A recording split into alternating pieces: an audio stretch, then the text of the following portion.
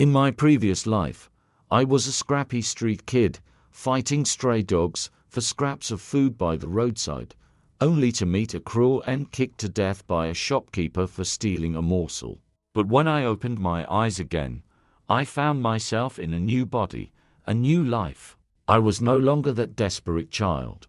I had become the long-lost daughter of a wealthy family, a true heiress who had been stolen away at birth. The girl who had taken my place, the fake heiress, stood before me, her face twisted with contempt. "You're just a filthy street rat," she spat. "Don't even dream of stealing my parents' love." Her words stung, but I had never been spoken to so directly before. Instead of shrinking away, I smiled brightly at her, my heart oddly warmed. "Your voice is so beautiful," I said sincerely, marveling at the melody of her words. When I was framed for something I didn't do, and my birth mother raised her hand as if to strike me, I didn't flinch. I was too entranced by the faint fragrance of her perfume. "Your hands smell so lovely," I murmured, even as the air around her seemed to carry that same sweet scent. When my older brother handed me a glass of milk he secretly disliked, I was overwhelmed with gratitude. So this is what it feels like to be cared for, I thought, my heart swelling with a warmth I'd never known. Later, when I was bullied to the point of trembling on my knees, my new family stood frozen in shock, their eyes wide with panic. They didn't know my past, didn't know how familiar this pain was to me. In that previous life, I had fought for scraps with stray dogs and paid the ultimate price for my hunger.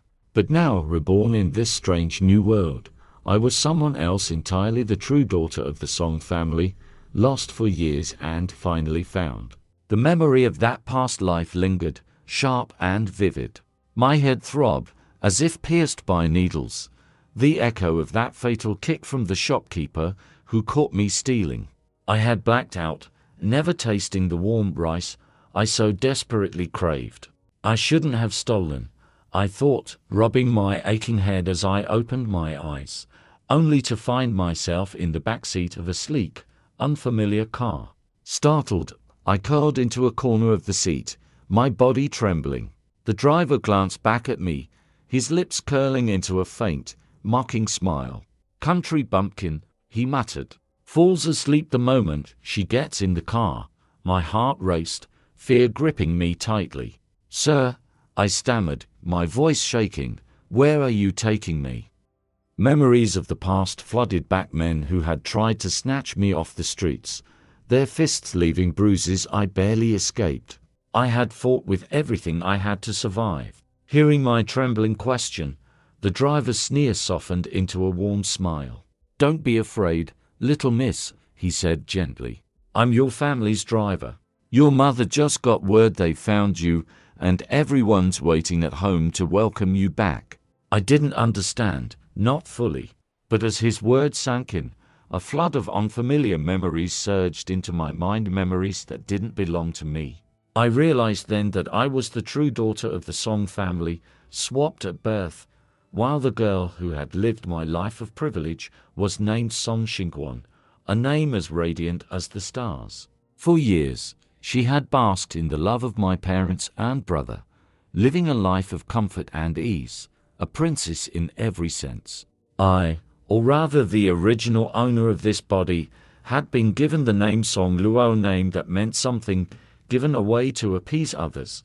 The real Song Luo had grown up in poverty, her skin darkened by the sun, her body frail from years of hunger and toil. She had never gone to school, never eaten a full meal. From the moment she could walk, she was cutting grass for pigs, washing clothes for an entire household, and working the fields in her rare moments of rest.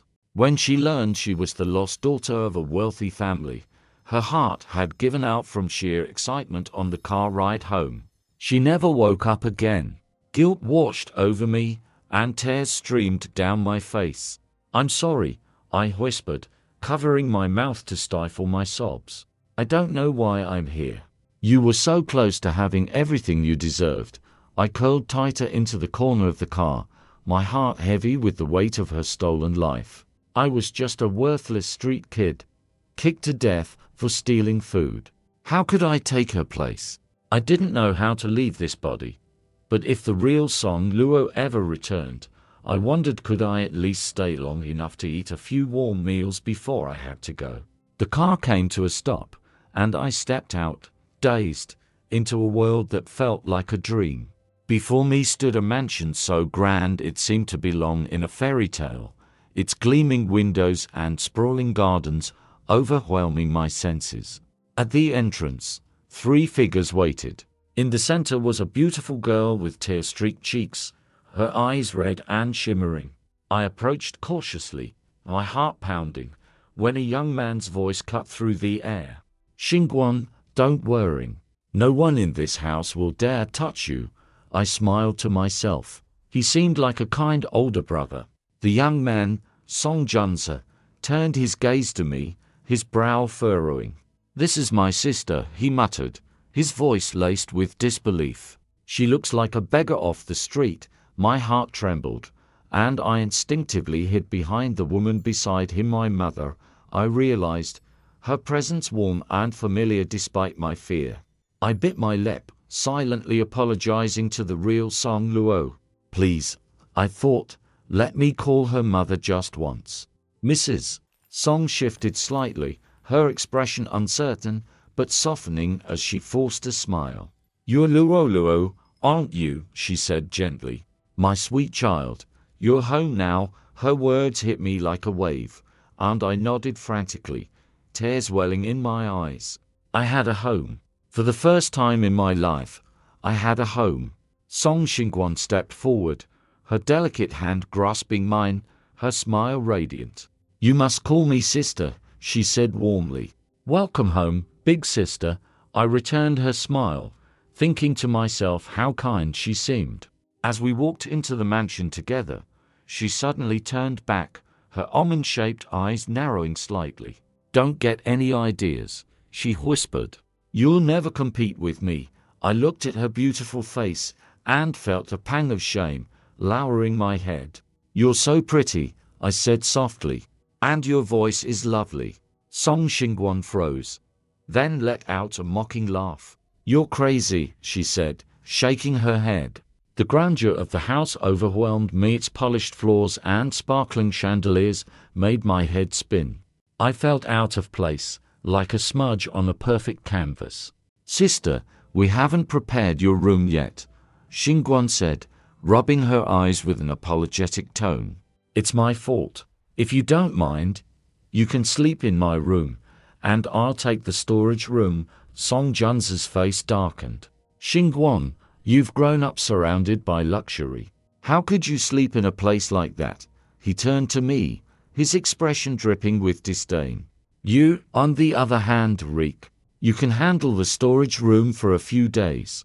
I nodded quickly, not daring to protest. "Mrs." Song opened her mouth as if to argue, but stopped when she saw my compliance. They led me to a small room on the ground floor. The door creaked open to reveal a simple bed, a small lamp, and a faint musty smell.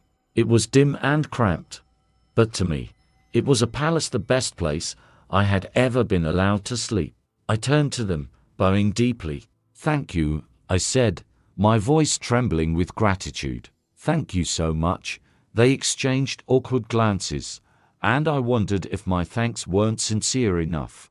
This family had given me so much. I should show more gratitude. Without thinking, I dropped to my knees, pressing my forehead to the floor. "Thank you," I repeated, my voice breaking. Song Xingwan, usually so cold, exploded. "What are you doing?" he shouted, yanking me to my feet. His brows were knitted so tightly, I thought they might snap. "No one told you to kneel." I rubbed my eyes, overwhelmed by their kindness, and etched this moment into my heart. That evening, we gathered for dinner. My stomach growled loudly, betraying my hunger. Before anyone could speak, I grabbed a bowl of rice and shoveled it into my mouth with my hands, desperate to fill the void inside me. Song Xingwan slammed his hand on the table. "Have you no manners?" he barked. "Can't you use chopsticks?" I froze, gripping the chopsticks clumsily.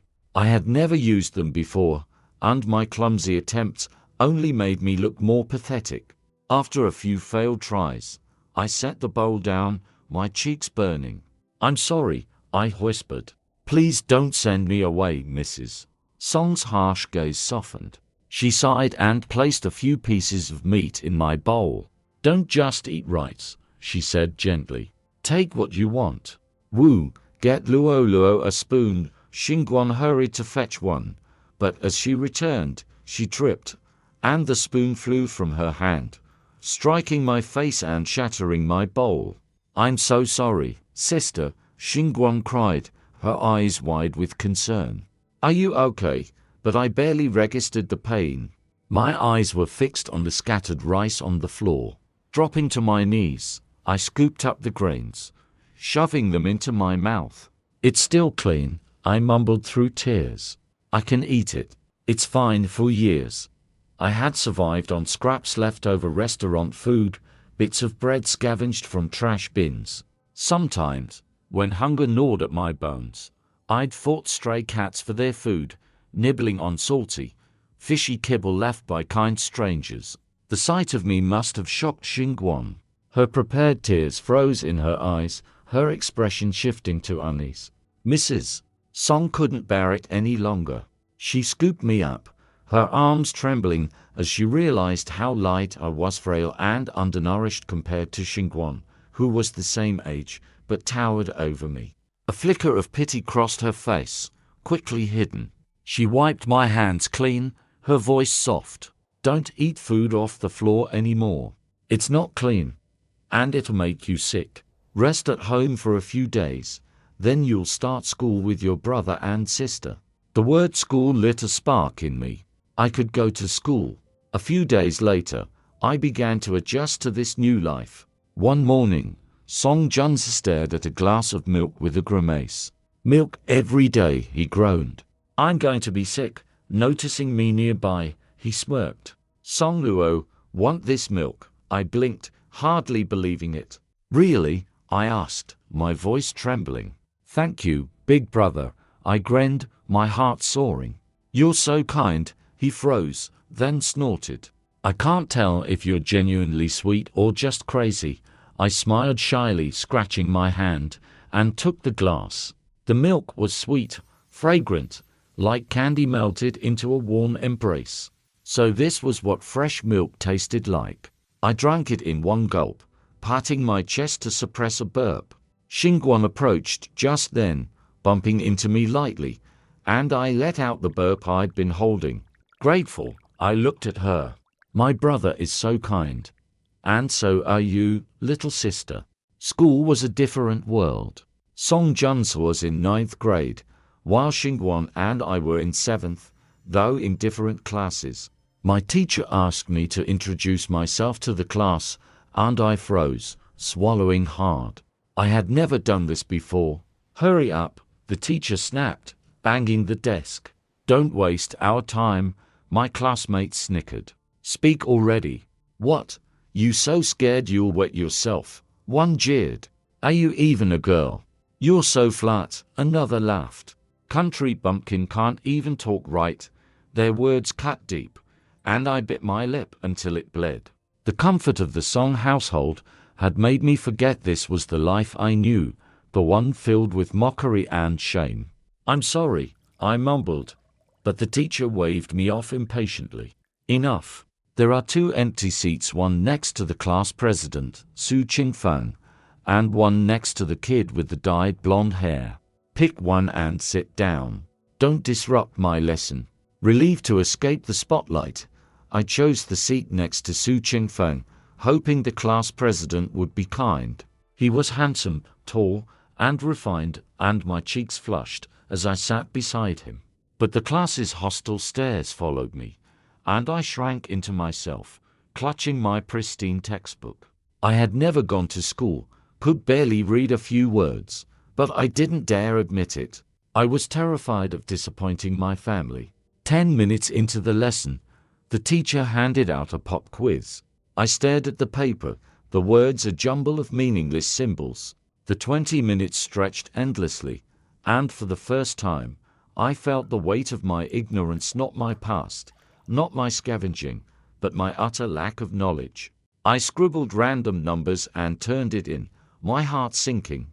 When the teacher read out the scores, my name came last. "Song Luo, stand up," he barked. I rose, trembling. 9 points, he announced, slamming the blackboard. "A new record low for this class, dragging down our average. Give her a round of applause, everyone." Scattered claps mixed with cruel laughter. I bowed my head, tears streaming down my face, my heart aching with shame. "I'm sorry," I whispered, but no one cared. For the rest of the lesson, I stood, unable to sit, my tears falling silently as classmates shot me malicious glances. At break, I fled to the bathroom, locking myself in a stall until school ended. Back in my tiny room, I pored over my textbooks, struggling to recognize even a single character. My stupidity overwhelmed me, and at dinner, I could barely eat, my tears dripping into my rice. "Mrs. Song," noticed, her tone sharp. "What's wrong? Was school bad? Speak up instead of crying." I trembled, my voice breaking. "I'm scared," I sobbed. "I don't know anything. The teacher said I dragged the class down. I'm so useless. I shouldn't go to school, Mrs. Song frowned. "Nonsense. School is for learning. If you knew everything, why would you need to go?"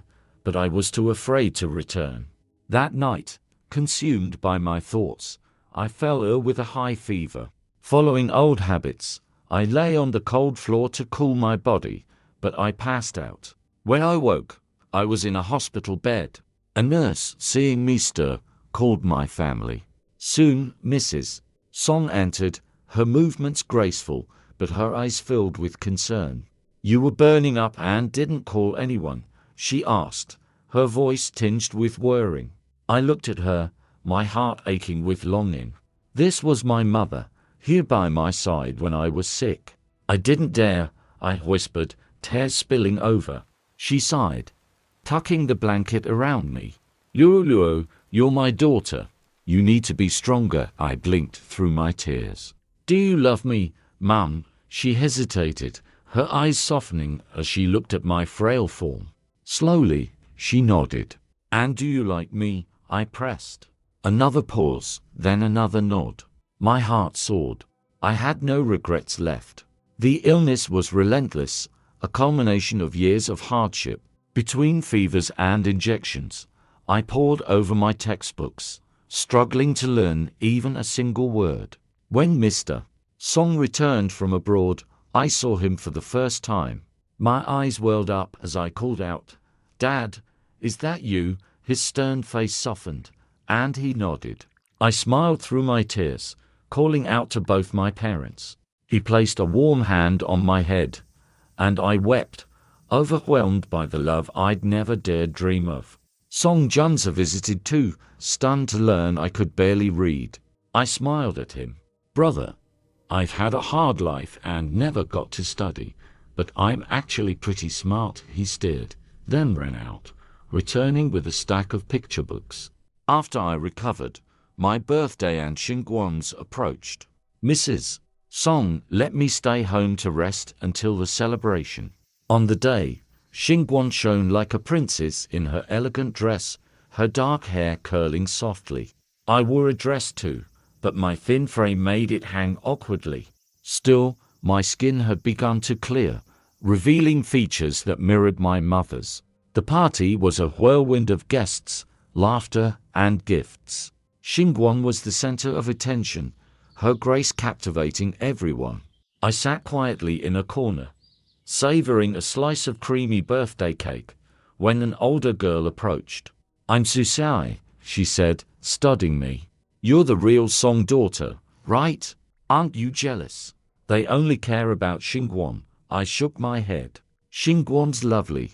It's only right that people adore her." Susai looked baffled. "You could have had all this to yourself.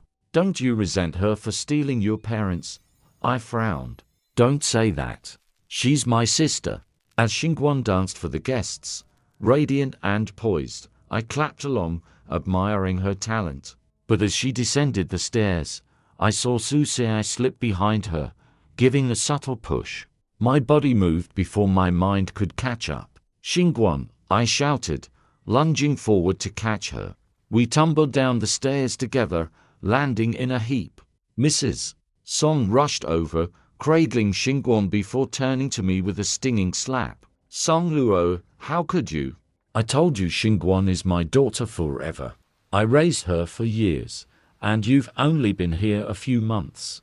I thought you were good, but you pushed her down the stairs." I reeled, stunned, as accusing eyes bored into me. But Song Junza stepped forward, his voice sharp. "Mum, what are you talking about?" Xingwan slipped, and Luo caught her. Xingwan, dazed, nodded slowly. "She saved me," she whispered. My cheek burned, but relief flooded me. A misunderstanding, nothing more. I didn't expect Mrs. Song to love me as much as Xingwan, who she had raised for over a decade. I was grateful just to be here, eating warm meals, sleeping in a soft bed, tasting birthday cake. I smiled at them all, even as my cheek throbbed, and quietly left the party. That night, in a dream, I saw a girl with a hazy face, shy and gentle like me. She touched the dress I wore, smiling softly. I knew instantly she was the real Song Luo. My heart ached with reluctance, but I slipped off the dress and handed it to her. "You're back," I said. "It's time for me to go. Your family is wonderful, your brother is caring. Your sister is beautiful, your parents are kind. Your mum slapped me today, but don't be mad. She was just worried." I asked her, and she said she loves you. I bowed deeply. "Thank you for letting me live this beautiful life. I have no regrets." I waited to fade away, but the girl's form shimmered like ripples on water. She shook her head, her eyes full of sorrow. I grabbed her hand, desperate. "Where are you going? This is your body. I'm the one who should leave," but I understood. She had seen my years of suffering on the streets, and she couldn't bear to send me back to that life. Compared to her own hardships, she believed I needed this chance more. I sobbed in the dream, overwhelmed by her kindness. How could someone be so gentle, so selfless? I reached for her, but she faded completely, leaving me alone. I woke, clutching the blanket, crying uncontrollably. The real Song Luo was gone forever, and her gift to me was this life. I vowed to honor her kindness, to live with her compassion.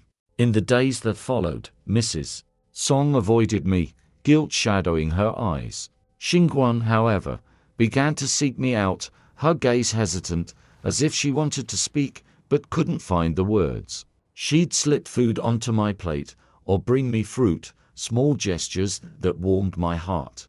Even Jun's softened, inviting me to play his favorite video game with a reluctant, "Don't embarrass me." I didn't understand their change, but I cherished their care. They were my family, and nothing made me happier than their acceptance. One evening, Xingwan came to my tiny room. Her cheeks flushed as she looked around, taking in the cramped space she'd once ignored. She sat beside me, hesitating before asking, "Why are you so different from what I expected?" I smiled, taking her hand. "The first day I came home, you called me sister and held my hand. Taking care of my little sister feels right." She shook her head, distressed. "Everyone said you'd come to steal Mom and Dad's love. They said I'm not their real daughter anymore. But you don't fight for anything. Why do you sleep in this awful room? Why don't you hate me?" I didn't know how to explain. Whether as the street kid or as Song Luo, I had never learned to hate. A full meal could make me happy for days. Song Luo had toiled endlessly, but was grateful just to exist. I told Xingwan about my past, hers and mine, about scavenging for food, about the kindness of strangers who left scraps for strays. She listened, tears streaming down her face, and apologized over and over. I brushed her hair gently. "Don't cry. If I hadn't taken your place, You'd have suffered instead. If it were you, I'd want to protect you too. The door swung open, revealing Jun's hand, Mrs. Song, their eyes red. Mrs. Song rushed to me, pulling me into a tight embrace. I'm sorry, Luo, she sobbed. I knew about your past, and I felt so guilty I couldn't face you. Does your cheek still hurt? I didn't mean to hit you. Junza stepped forward, awkwardly patting my head. I'm sorry too. You're my sister, and I didn't protect you. I even bullied you. He wiped his eyes. Move into my room. You shouldn't stay here. Xingwan jumped in. No, stay with me, sister. I'll move out, Mrs. Song smiled through her tears. Or stay with me, Luo. Your father's always away, so let me take care of you. Their voices overlapped, each vying to give me a better place to stay, and for the first time, I felt a deep, unshakable happiness. This was family. I chose to share a room with Xingwan. She spent hours teaching me, starting with elementary lessons. I soaked up knowledge like a parched desert, every day brimming with purpose. When Mrs. Song asked what I wanted to do about the couple who had stolen me at birth, Xingwan's biological parents, I hesitated. They were her family, and neither I nor the real Song Luo wanted revenge. But I had learned enough to know their actions were wrong. After discussing it with Xingwan, we decided to report them to the authorities, ensuring justice without malice. I returned to school, my knowledge still patchy, but my determination fierce. Mrs. Song wanted me in Xingwan's advanced class, but I knew I wasn't ready. Instead, I went back to my old class, where the teacher greeted me warmly, apologizing for not supporting me better. She introduced me to the class again, and though the applause was sparse, I stepped forward confidently. Hi, everyone. I'm Song Luo. Let's study hard together and build a brighter future. The response was lukewarm, but I felt a spark of joy. I was taking my first brave step. When asked about my seat, I glanced at Su Qingfeng, his mocking smile unchanged. No, thank you, I said firmly. The class president ignored me and blocked my way last time. I don't think he's a good example, so I'd rather not sit with him. His face darkened, but I chose a seat next to Feng Lei, the boy with dyed blonde hair and a chain necklace. He grumbled, but slid over to make room. Girls are such a hassle, he muttered. You'll probably want to run off at break. Take the outside seat, I smiled brightly. Thank you, he blinked, scratched his cheek, and went back to napping. That day, Su Qingfeng cornered me, his fist connecting with my cheek. You think you can badmouth me, he snarled. You're just an abandoned nobody. How dare you challenge me? Instinctively, I dropped to my knees, old fears resurfacing. But before I could speak, Xingguan's voice rang out. Stop it, she shouted, storming over and slapping Su Qingfeng hard. You want to die bullying my sister? She called for Junza, who appeared in an instant, fury in his eyes. He tackled Su Qingfeng, shouting, You hit my sister. Do you know how much she's suffered to be here? Chaos erupted, but Xingwan held me tightly, her arms a shield. My cheek ached, but my heart was warm. Mrs. Song arrived, furious, and Su Qingfeng was expelled for bullying. As he left, his expression complex, I trembled, but stood tall. Feng Lei nudged me. Don't worry. Anyone messes with you, just drop my name. No one messes with my desk mate. I thanked him, my heart lighter. The incident sparked change. Other bullied students found peace, and I began finding small tokens of gratitude, like candies on my desk. Inspired, I told Mrs. Song I wanted to protect the vulnerable. She acted swiftly, launching anti-bullying campaigns across schools and forming a task force to give students a voice. Over 3 grueling years, with my family's support, I caught up enough to join Xingguan's high school. 3 more years of hard work, and I earned a spot at a top university. My life had taken a new path. Using my savings, I founded a scholarship fund for impoverished students and, with Xingwan, opened a shelter for homeless children. Remembering my days stealing cat food, I convinced Juns to start animal rescue centers. The world is vast and darkness lingers in its corners, but I believe there are countless others like me, lighting up the shadows. Together, we can make the world warmer.